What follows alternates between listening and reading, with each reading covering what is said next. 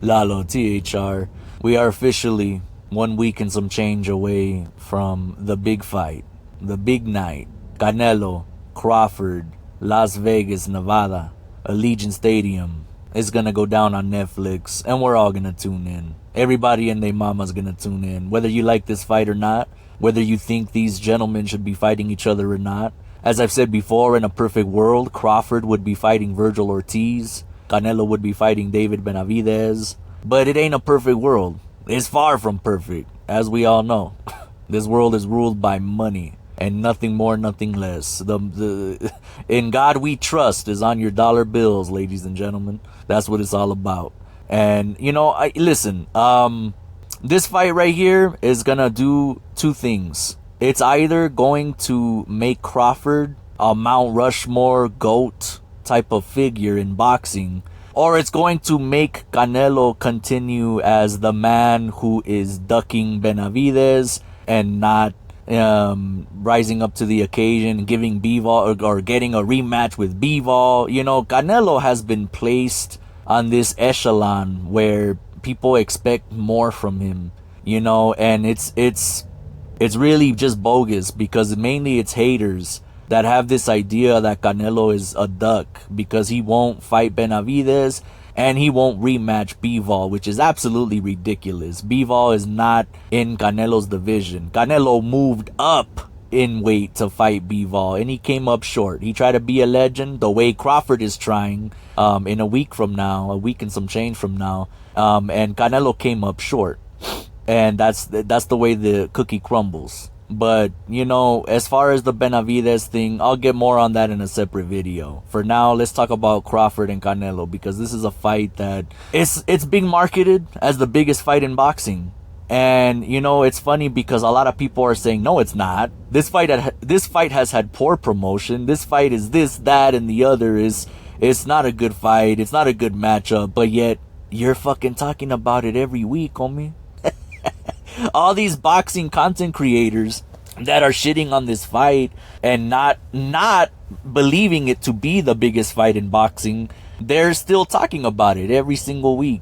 Oh, but I make money off of it. That's why I talk about it. Well, no shit.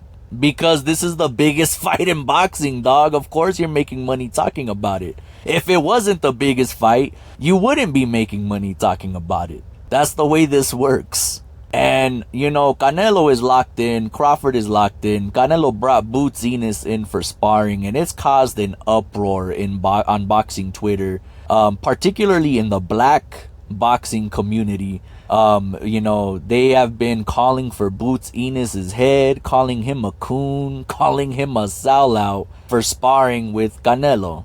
Like if the Mexican are your enemies, right? It's funny to me because to my understanding, the terms coon and sellout, they're old school terms that was used by black folks. And correct me if I'm wrong. Because I could be wrong. I don't know. I'm not black, obviously. I'm Mexican American. But from what I understand, coon and sellout are terms that black folks used back in the day to brand another black person who is being subservient to a white person at the expense of black people, of his own people, right? So it's funny to me because in this situation, you have Canelo, a Mexican. I mean, granted, to be fair, Canelo is white as fuck, to be fair, right? He is white as fuck. I mean, if I stand next to Canelo, we're gonna look like we're people from different races, different ethnic groups, different nationalities, even though we're both of Mexican lineage. But, Canelo is white as fuck, but for all intents and purposes, he is not a white man. He's a Mexican from fucking Jalisco. You'll see a lot of white Mexicans over there. Jalisco, Monterrey, Nuevo León, en el norte, pretty much, Sinaloa. You'll see a lot of white Mexicans. But Canelo's not a white man. So for these people to be calling Boots Ennis a coon and a sellout for sparring with Canelo, these people got some mental problems on me. I'm sorry. I mean, I don't know how else to express my thought on it, but I'm just saying the people that are saying that, they have mental issues. Their perception is not based in reality.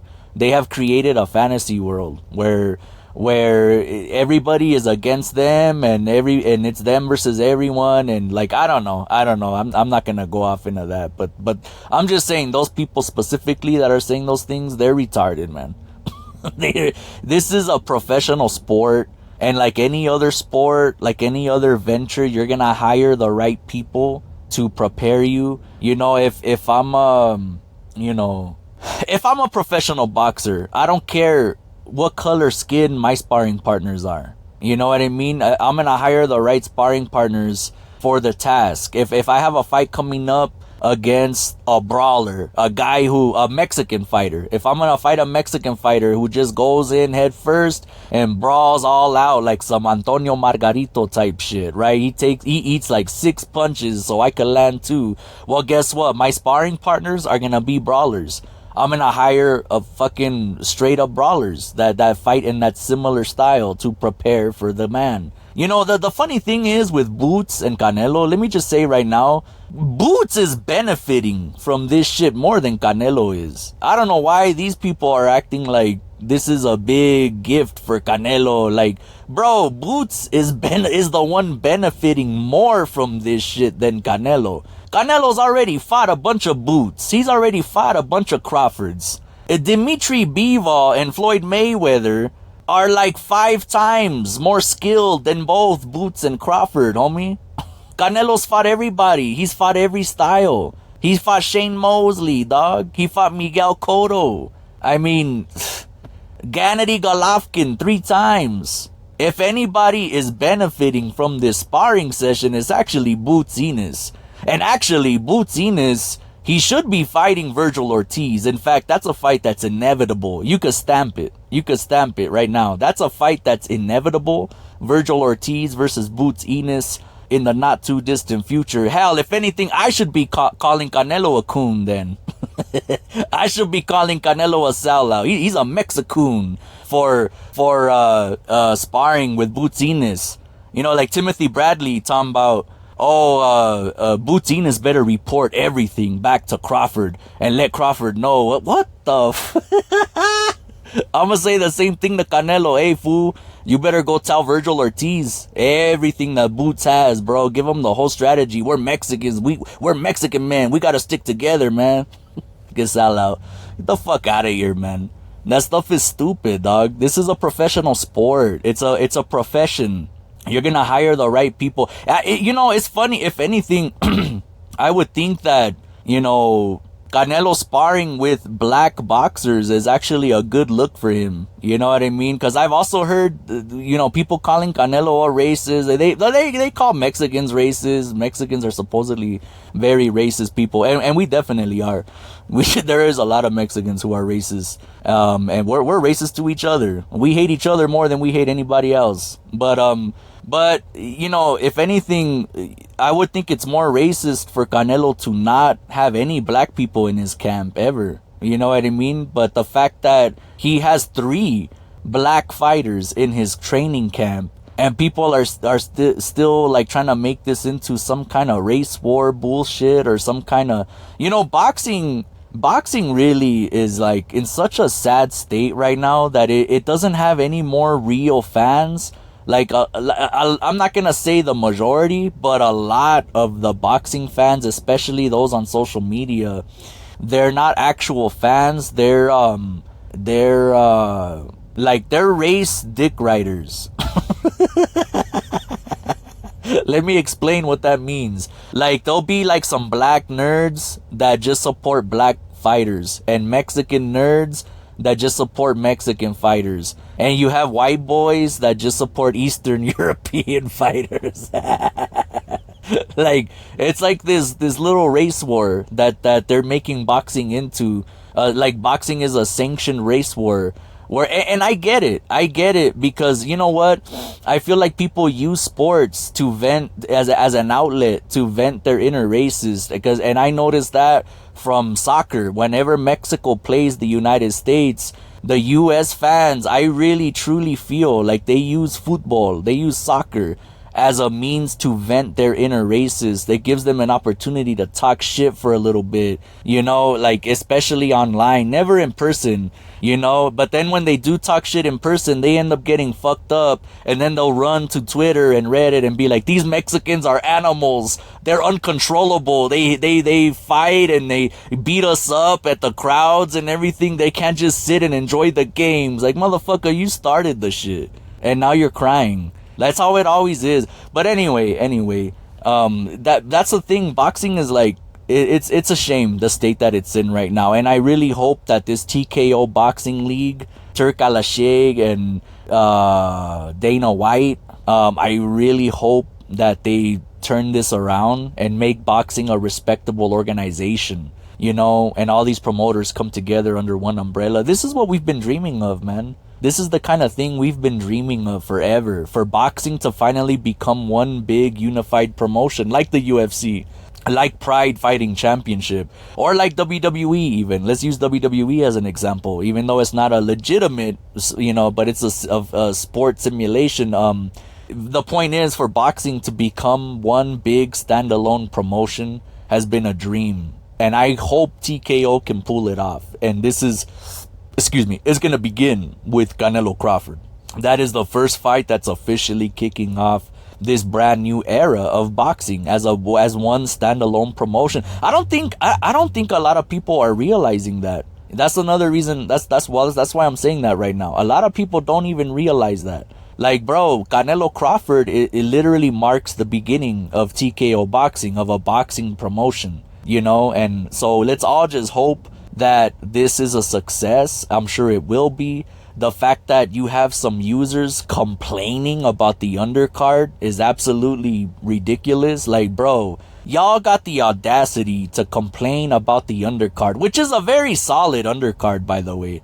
But y'all have the audacity to complain about the undercard when this fight could have easily been charged for, like, you could have been charged $90, $100 to watch this fight on pay-per-view, and your asses would have ordered it too. Y'all would have forked out the money to see it too. And you have the audacity to complain about the undercard when this is essentially a free fight.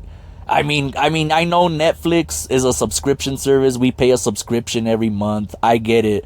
But we don't have to buy this fight alone for fucking $90, $100 plus tax. Easily, this would have been a $100 fight. It wouldn't have been no $70, $80, $90. This would have been a $100 fight. But they have it on Netflix. And Netflix, I mean, I know Netflix has been raising prices, but what is Netflix? Like, what, $20 a month now? $22 a month? I mean, I'll take that over paying $100 for one fight that I'm gonna watch one time and then never watch again. Well, I mean, unless it turns out to be a fucking classic, you know what I'm saying? Like some Barrera Morales, Castillo Corrales type shit, you know what I'm saying? Hagler Hearns, you know what I mean? If this turns out to be a classic, yeah, I'll probably watch it again. But I'm most likely just gonna watch this fight once and never again. So $100 for that is not good. I'm gladly watch it on Netflix. And the undercard isn't too bad. We got Lester Martinez versus Mbili, African Cat, and that's another thing. Hold on a minute. Let me go back to this whole sellout for sparring thing. Terrence Crawford has been sparring Lester Martinez in preparation for his fight with Mbili. So why isn't Crawford being called a sellout then for prepping the Latino fighter? He's Guatemalan. He's a Chapin. He's a Guatemalteco. But how are you not calling him a sellout then for training a fucking Latino fighter to fight African fighter? It don't get any blacker than that. He's fighting an African fighter. You know what I'm saying? So how is Crawford not a sellout then? It's just these dick riders that don't like Boots Enos because they know that Boots is probably a better fighter. Well, I'm not going to say a better fighter than Crawford, but they don't want anybody to be even close to Crawford. It's like a cult. These Bud Buddies are like a cult. I've said it before and I'll say it again. Packtards are the worst boxing fan base of all time. And you could quote me on that. I don't care. But Bud Buddies are kind of sort of catching up to them a little bit. They're at their heels right now. They're nipping at their heels. But Pactards will forever be the dumbest boxing fan base of all time. I'll never forget those days. But anyway, so on the undercard, we got Lester Martinez and Mbili, which two light heavyweight sluggers. Is gonna be a banger. That fight alone is gonna be a banger. It could potentially steal the show. But the other undercard fight that I'm more excited for personally is Fernando Vargas Jr. taking on Caleb Walsh. We got two undefeated youngsters that are trying to break out. And actually, in the case of Fernando Vargas Jr., he's not exactly a youngster. The man's about to be 30 years old. So there's no more marinating him. There's no more, building him up to become a star like Emiliano Vargas, his brother. That dude's going to be a big star.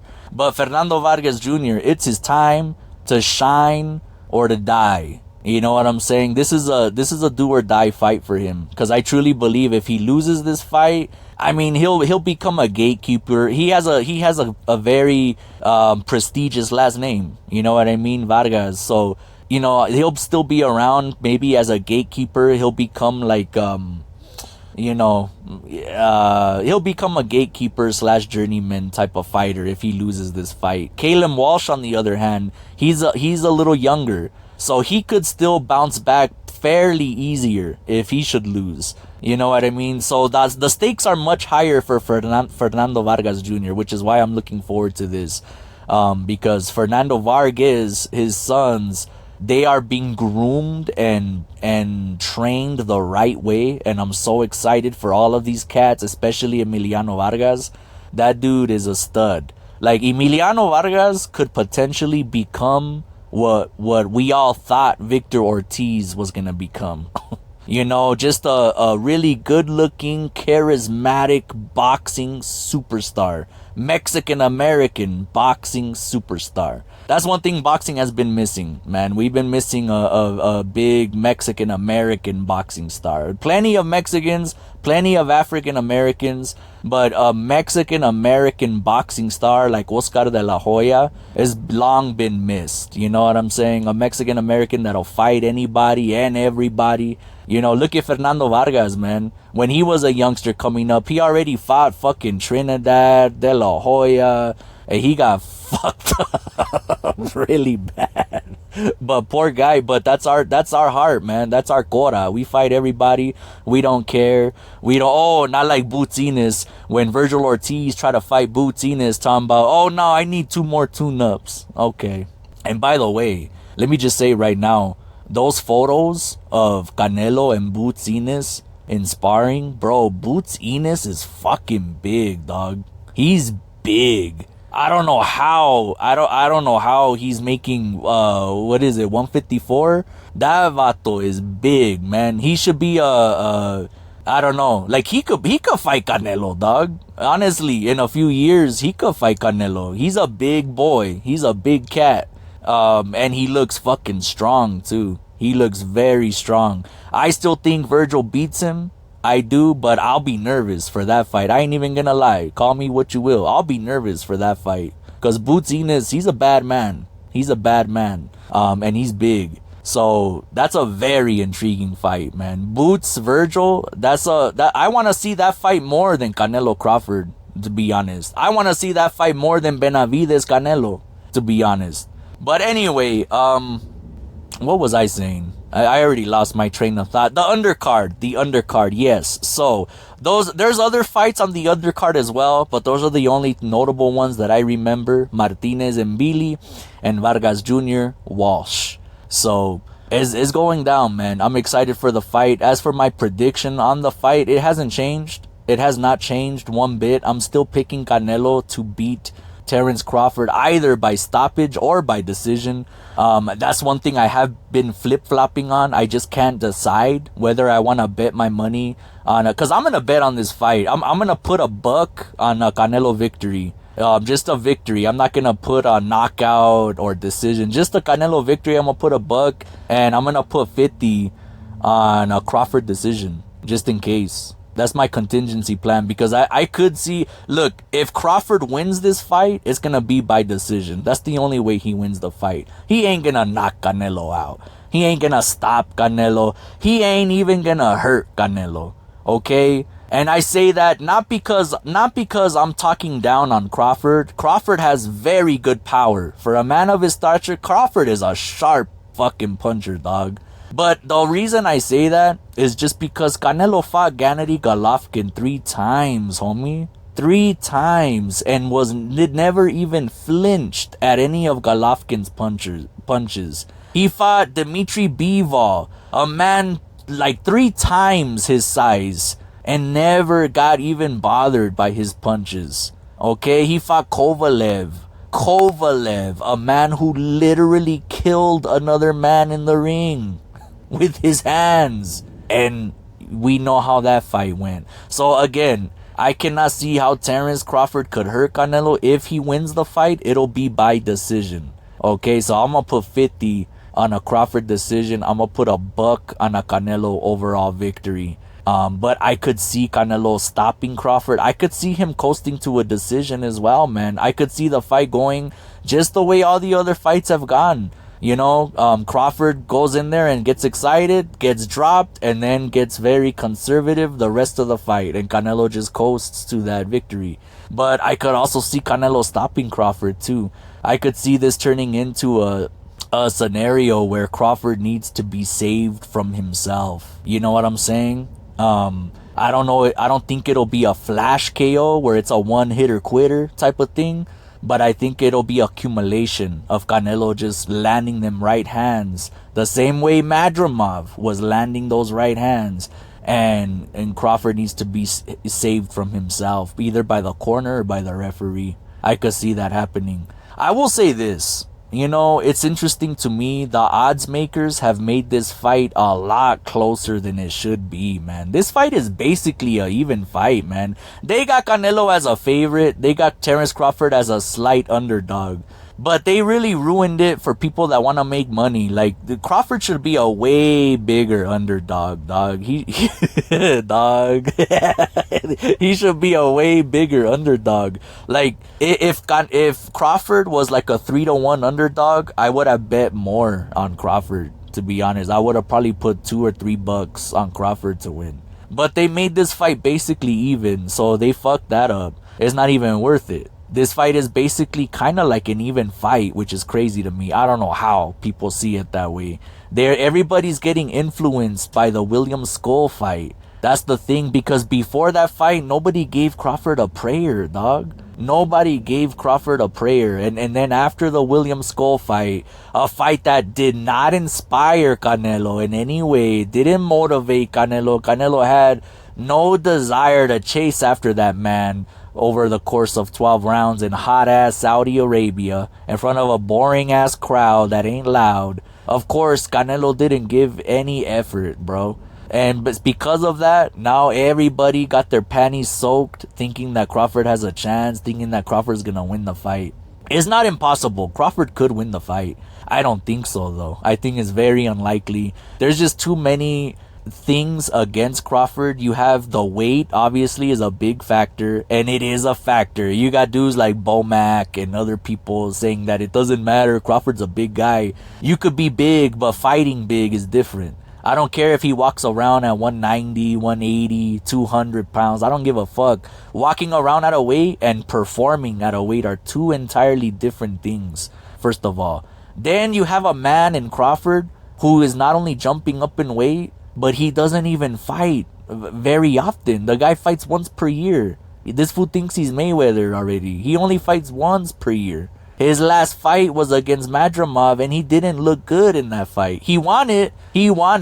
And I made an audio about that as well. I don't believe, because everybody says he lost that fight. He didn't lose that fight. He did enough to win the fight, but he didn't look special. He didn't look like a world beater in that fight, like he did against Spence or anybody else. Neither did Canelo. Both of these guys are going into this fight looking pretty mediocre, actually. So that's why this fight has potential to be a real stinker, man. I hope not, but only time will tell. I will say, man, the confidence that all the pundits that are picking Crawford and the fans that are picking Crawford, I gotta say their confidence has me kind of shook, because I can't help but think to myself, do they know something that I don't know? Are they seeing something that I don't see? Obviously, the boxing insiders are, because I mean, I'm not in boxing. I've never boxed a day in my life. I never trained. These guys, of course, can see something I don't. But when it comes to the fans that are picking, I don't know, they're on some law of attraction type shit, trying to manifest. Speak it into existence type of bullshit, because they're not only saying Crawford's gonna win, but they're confidently saying Crawford's gonna knock Canelo out too. He ain't just gonna win the fight, he's gonna knock him out. So I'm just like, I don't know if y'all are trying to practice law of attraction and manifest this shit in a reality, the fake it till you make it bullshit, or what you're doing. But I'm like, do these fools maybe know something I don't know? Because they're very confident in saying that. You know, it's crazy. It's crazy. But even pundits, even Timothy Bradley, Andre Ward, of course, the top Canelo detractors. Teddy Atlas, I think Teddy Atlas just don't like Mexicans, honestly. I don't think he likes Mexican fighters. He never has anything good to say about Mexican fighters. You know what I mean? Especially Canelo. So I don't know about Teddy Atlas, but you know, and plus you have that Teddy Atlas curse. Everyone he picks ends up losing. So whatever, that's on him. But yeah, man. I mean, even some Mexicans have picked Crawford. I think Abel Sanchez, Bam